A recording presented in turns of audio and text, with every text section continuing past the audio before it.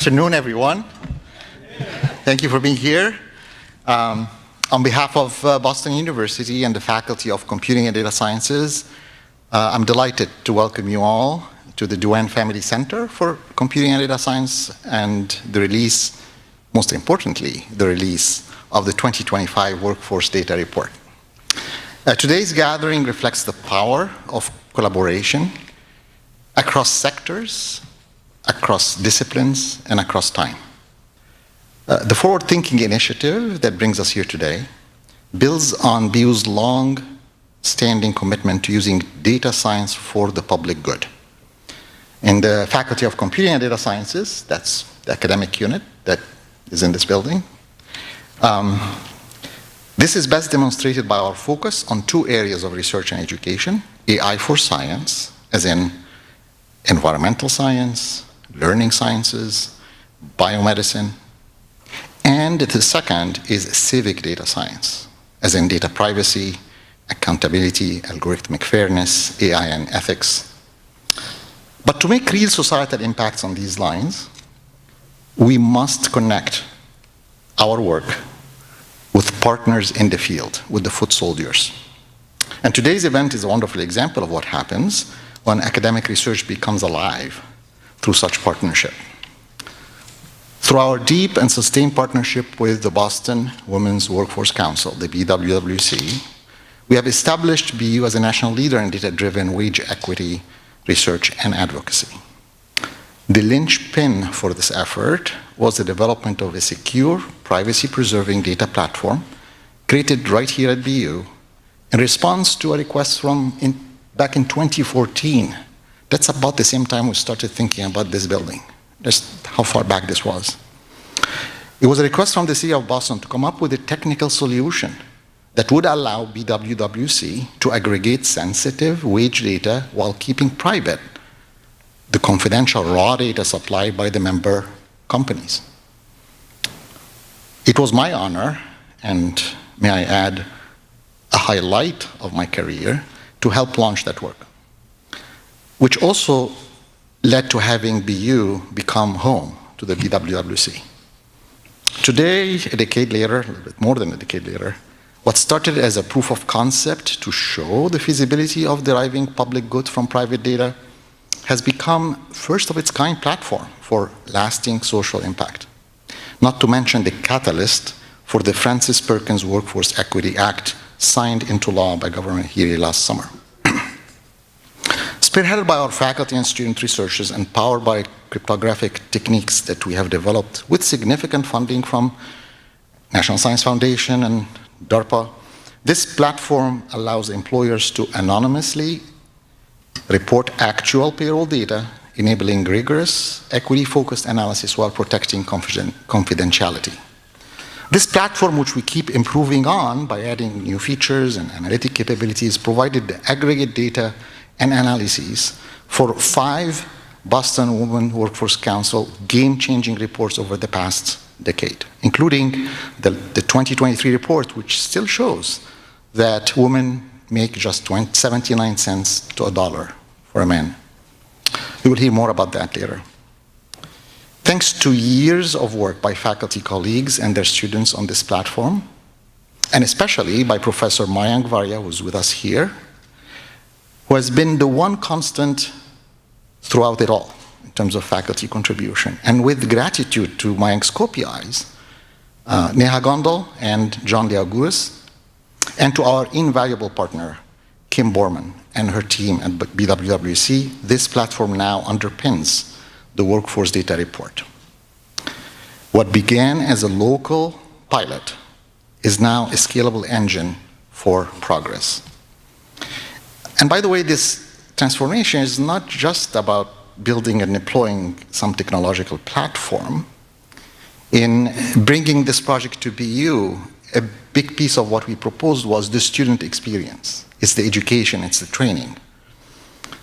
So it is also about how we deliver experiential learning and training. In a recent presentation of what under the hood by the students who worked on this, one of them said the following: He expressed how working on this project deepened their technical skills and introduced them to a range of challenges that would not surface in a traditional classroom setting. Dealing with the peculiarities of optical character recognition and data being incomplete or duplicated, et cetera, et cetera. This kind of research training not only deepens their knowledge, but it opens doors to job offers and to grad school opportunity. But most importantly, it encourages them to pursue careers in the public sector and in the public service. To me, this sort of impact is at the very heart of what we mean when we talk about research that matters.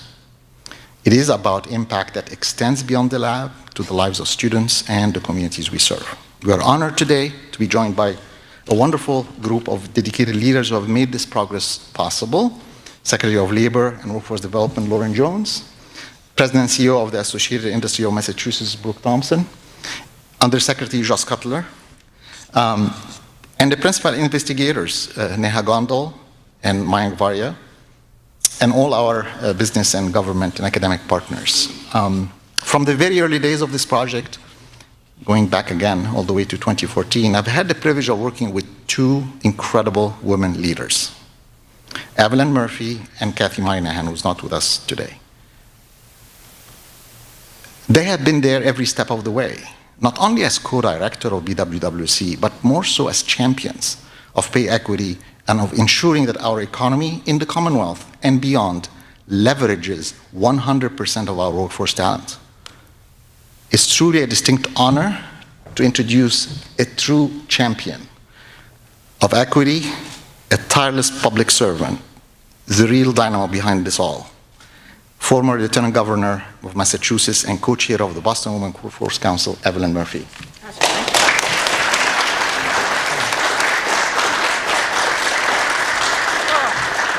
Wow. Azur, thank you. On my desk for the last 25 years is a statement by Susan B. Anthony, which starts, "Cautious, careful people, always casting about to preserve their reputation and social standing, can never bring about reform." This team, not a person, but a team, springs upward from that statement. Yes, we are cautious and careful with data, and also we are bold, data-driven, and determined to create more just and fair workplaces in order to advance economic growth in Massachusetts. The team is led by state government executives, Governor Healey, Lieutenant Governor Driscoll, Secretary Jones, Undersecretary Cutler, by the BU Associate Provost Azur Stavros, by Professor Varya, Professor Gondal, and by the BWWC team, Kim Borman, Kathy Moynihan, and myself. This team brings a breadth and a caliber of experience that, frankly, I have never seen before collaborate. And I've been around an awful long time. This first report, assembled in mere months to meet the law's excruciatingly tight timetable, was accomplished precisely because it was a team effort. The findings paint a picture of the composition of workers in various sectors and sized companies, but also suggests ways for employers to collaborate to enhance the opportunities for workers to advance. That's the essence of this data. It is both descriptive and action-oriented. This is just the beginning of the reports to be issued in the next 18 months. The reports lay a foundation for, as co-chair Kathy Moynihan points out, to deepen and strengthen the workforce available in Massachusetts today. And as the Wage Equity Now Coalition envisioned, to report on workplace equity and to guide actions to improve that equity and assess our progress over time. And over time, as this data demonstrates that progress in advancing women and workers of color into leadership will, no doubt in my mind, attract men and women of all races to seek to live, to work, and to raise their families in Massachusetts. We live in a time in which big data can enhance decision-making in the public sector.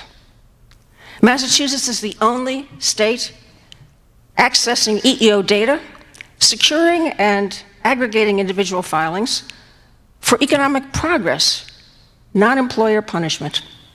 This is decent, thoughtful public policy. So to the team, I am proud of what you've produced and honored to be a part of this remarkable team. And now I want to introduce Secretary Lauren Jones. Few could be more qualified experientially to be the Secretary of Labor and Workforce Development than Lauren Jones. Just check out her bio on LinkedIn. But then add to that her intentional leadership through collaboration and her commitment to advance the skills and status of every worker and potential worker in Massachusetts. Lauren Jones is one of the finest cabinet members, secretaries, that I've seen. And as I say, I've been around a long time. So please welcome Secretary Lauren Jones.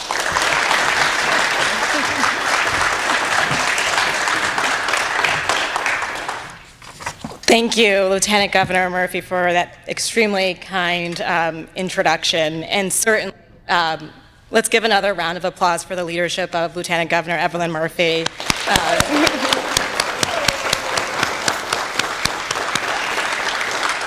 I appreciate that Evelyn lifted up the value and importance of teamwork. Again, we would not be here without that sense of collaboration. I want to give a special appreciation to our hosts, but also team members in this great work from Boston University, the faculty across the board, the leadership from our computing and data sciences department, and all the team that's been played into this. I want to also acknowledge the Boston Women's Workforce Council for your collaboration through this effort as well. When we think back on the rapid turnaround and pulling together this report, I smirked when Evelyn referenced that, because I know at the time it was then State Representative Josh Cutler who suggested in the language for the turnaround. Fast forward, he didn't realize he would then inherit this once he became Undersecretary within LWD. So I do want to appreciate it and recognize members of the Labor and Workforce Development team, most especially Undersecretary Josh Cutler and our team represented here, as well across our Department of Economic Research and Labor and Workforce Development. So thank you. Everyone also in this room, I think, you appreciate teamwork, but I think everyone in this room also understands that diversity isn't just a strength, it is our competitive advantage. And we know here in Massachusetts that when our workforce is inclusive, when our workforce is strong and diverse, our communities and our economy are also strong. While we currently are navigating an interesting climate, a taxing climate in fact, we remain focused on moving our Commonwealth forward, while others may be focused on moving our country as a whole backwards. So that is why in Massachusetts, we are so thrilled, again, thinking about team, having an amazing team led by two amazing women in Governor Healey and Lieutenant Governor Driscoll, who have made it very clear that inclusion, opportunity, and fairness are not only optional, are not just optional, they're essential. And I bring that up because that kind of leadership, that kind of direction is why we were so bullish in making sure that we could be delivering in this report, and so that it's not just a report on a shelf, but can be a tool and a vehicle to drive our workforce agenda. Our workforce agenda, which we released about a year ago, is grounded on the belief that Massachusetts is and must continue to be an inclusive Commonwealth. And to lead, and to really lead, we want to make sure that we're attracting, retaining, and growing a strong talent base, and we're putting people at the center of this strategy. And we're not going to waver from that approach. In fact, if anything, we're continuing to lean into this even more. And it's with that kind of people-centric approach and thinking about the great diversity that everyone can bring within the workplace. It's not rocket science, it's actually common sense, and it's what makes Massachusetts the amazing Commonwealth that we are. And this notion of people-centric approach in policy, in working, in delivering a stronger community was underscored by Frances Perkins, a trailblazer born right here in Boston, raised in Worcester, and appointed by President Roosevelt as the first woman to serve in a U.S. cabinet as Secretary of Labor. And in that spirit that we celebrate her legacy today by continuing to break ground. And I know we've already kind of announced it, but I'm also here to formally announce that we are releasing the 2025 Massachusetts Workforce Data Report, enabled by the Frances Perkins Workforce Equity Act, signed by Governor Healey last summer. Let's give a round of applause for that. This is a first of its kind in the nation, this report. It aggregates, as we know, EEO data from employers with 100 or more workers, giving us a comprehensive, atomized snapshot of race, gender, job category, and industry representation across Massachusetts, both in the public and private sectors. And under the Frances Perkins Workplace Equity Act, both data collection and the sense of transparency is underscored, which will take place later this year in the new wage transparency provisions. Transparency and accountability go hand in hand, and this report is a key step towards helping employers, workers, and policymakers, many in this room and so many more that we partner with, as we think about how we can advance greater progress and the work that we still have to do. We have also a new online workforce data dashboard, thanks to our team in the Department of Economic Research within the Executive Office of Labor and Workforce Development. And we're giving this as a tool to the public, to policymakers, to employers, researchers, and so many more who are interested, intrigued, or just curious to dive deeper. The website allows for you to explore interactive dashboards by industry, county, and job category. You can download the anonymized data, aggregated data, and you can read it also in a full ADA accessible report with great insights. You can visit it by going to mass.gov/workforce 2025 to see it all in action. Now, let's be clear, I think we have emphasized this already, but I'm going to continue to lift up the importance of partnership. Collecting and sharing this data was a critical first step, but it's real progress that will continue from today. It's that continued partnership, and it's a call to action that I think is demonstrated by this report. The Healey-Driscoll Administration leads by values. I think we try to make that clear whenever we can. And I also focus those values, certainly with people in mind, as I think about how we can grow and advance our workforce. And taking that, we want to make sure that it is a team effort, and we have this call to action so that we here in this room and beyond can continue to work collectively. We can roll up our sleeves, we can check out the dashboard online, all the tools that BU offers for data collection, and continue to collaborate, recognizing that we can better influence policy decisions, we can better advance our workforce, our economy by starting with data, and that's really what we're celebrating here today. But I think also helping to signal all the work that we have that will come from continued collaboration and great work. And also in the spirit of collaboration, I am pleased to be able to introduce our next speaker. I can recall when I was in a previous role having the opportunity to convene with then State Representative Josh Cutler, with Lieutenant Governor Evelyn Murphy, and Brooks Thompson, a leader in the business community, focused on exactly how to continue to advance this work as we took a break between sessions and prepared for the next session. And it's this collaborative nature that I know Brooke takes, not only within the business community, but making sure that we are collaborating across all partners to make sure that we can lift up the great work that we're doing, whether it is on women in the workforce or so many other things that I know Brooke leads on with AIM, and just also has a great, strong leadership perspective in bringing that collaborative spirit in anything that I know that I've been a part of working with Brooke, and look forward to having Brooke say a few words. Thank you.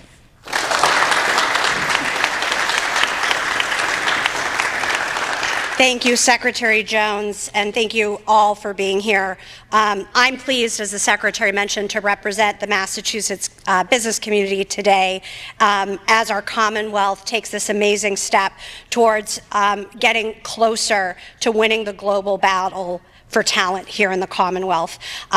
Many of you who know me, I'm a Mount Holyoke grad, so I talk about Frances Perkins often, a fellow Mount Holyoke graduate and a pioneer, as the Secretary said, for progress for women in the workplace. And I couldn't be more pleased with the first results of the legislation and the law that we were all, as the speakers who came before me said, were able to get over the finish line with the law that bears her name. Let me start by congratulating Secretary Jones and the Healey-Driscoll Administration, the Executive Office of Labor and Workforce Development, the Boston Women's Workforce Council, and Boston University, as well as other partners in this room, including the Boston Foundation and others, who were instrumental, again, in not just getting us to the point where this legislation became law, but in, as everyone has said, getting this timely report and dashboard together that does provide this clear map that we can utilize, because if we don't have information,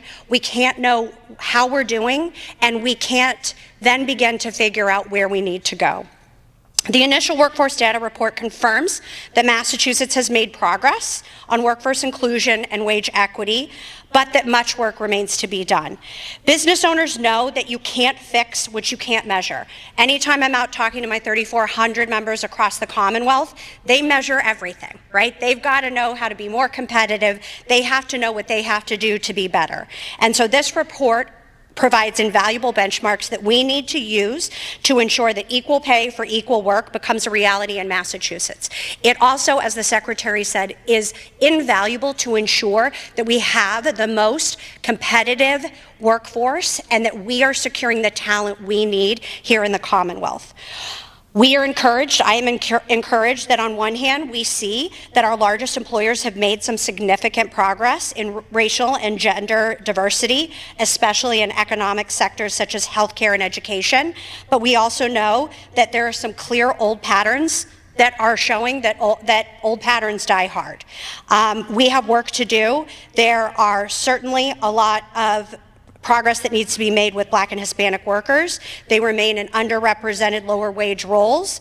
There are service workers, laborers, administrative and underpaid executive and managerial positions that we need to continue to find ways to address. Women remain underrepresented in traditionally male-dominated fields, and again, we need to come together like we did to pass this legislation to find ways to make progress. That said, I'm going to end on an optimistic note, because that's what we're all here to do today, is to celebrate. AIM and our 3,400 members remain committed to ensuring that every Massachusetts resident has an equal chance to share in the economic prosperity of the Commonwealth. We're proud to work with former Lieutenant Governor Evelyn Murphy, leaders in the House and Senate, and the administration to draft and support this legislation that made competitiveness and equity a primary issue for Massachusetts. And we look forward to working to find solutions to make the data we collect in the future and the reports that come after this find better results that show that Massachusetts is moving this issue forward. I am grateful to be here today and grateful to lead an organization that is committed to equity, committed to diversity, and committed to inclusion in a state whose values demonstrate that those are key not only to the DNA, but to our workforce and to our competitive future.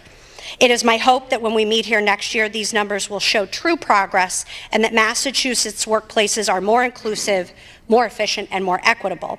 It is now my pleasure to call to the podium Neha Gondal, Associate Professor and part of the research team here at Boston University.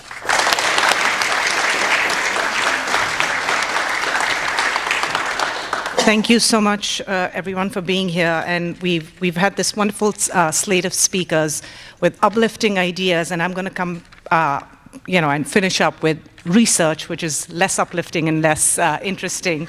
But nevertheless, I'm representing, as Brooke said, the research team, which was composed of a team of really excellent people, Kim, Mayank, John, and myself, and invaluable support from students who did a lot of the legwork that brought us here and helped us create this report.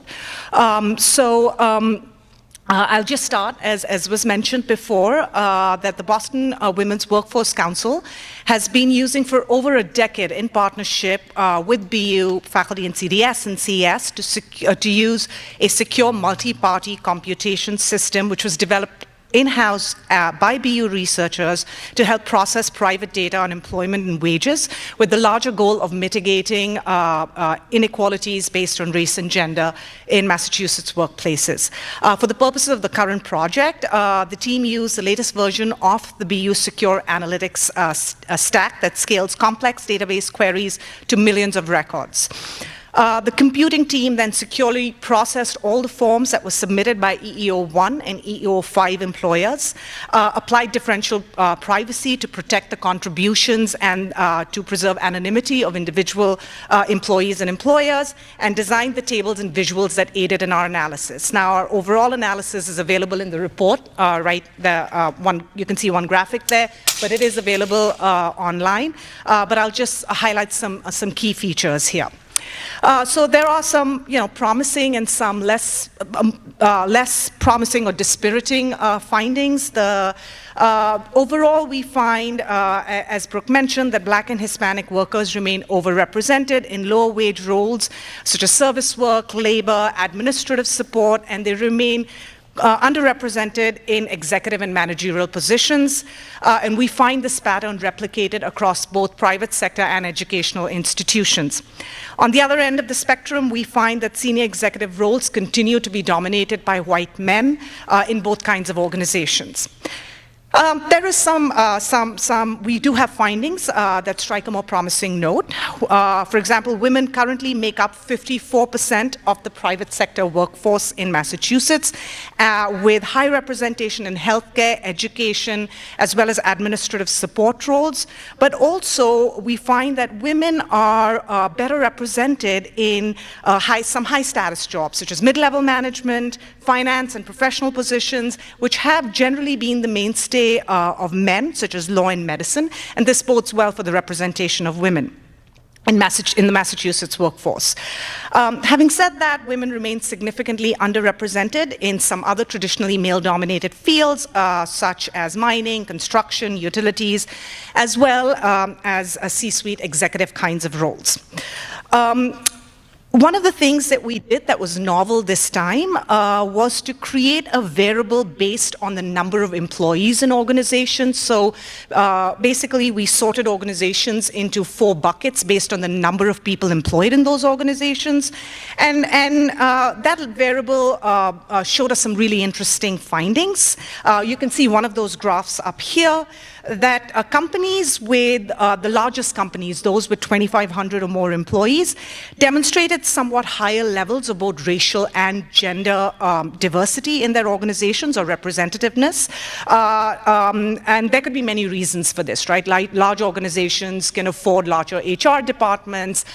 They may have policies that are more attractive to women and people of color. They may represent some of the largest organizations that generally tend to employ women, such as healthcare and people of color. So there could be different reasons, and this is worthy of investigation, not necessarily by us, but generally it raises questions that are worthy of investigation from this work.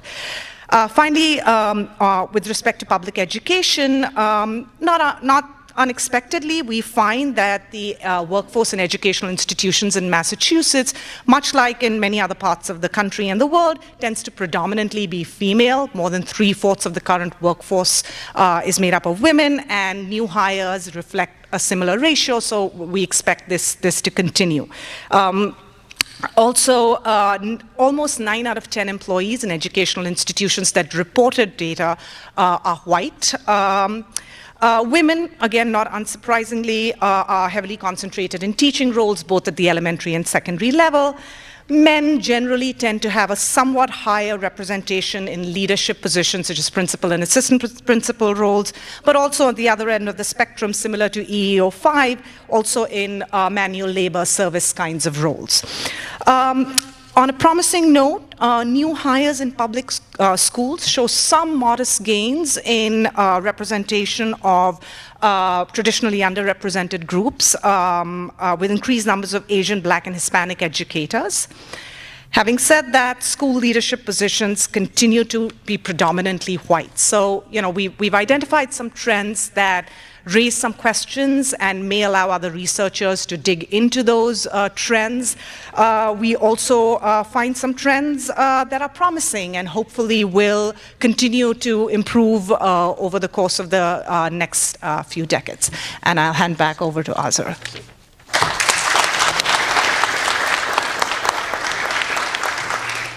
Thank you, Neha, and thank you to the entire team. And thank you to all our speakers, guests, partners, for making today such a meaningful milestone.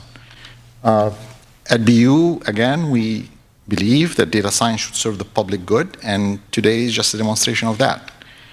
To everyone who helped bring this vision to life, our faculty, researchers, students, collaborator partners, the Healey-Driscoll Administration, and the private sector, public sector, thank you for turning data into impact. As we say in CDS, thank you for letting data speak louder than words. And thank you for moving this important work forward. Thank you.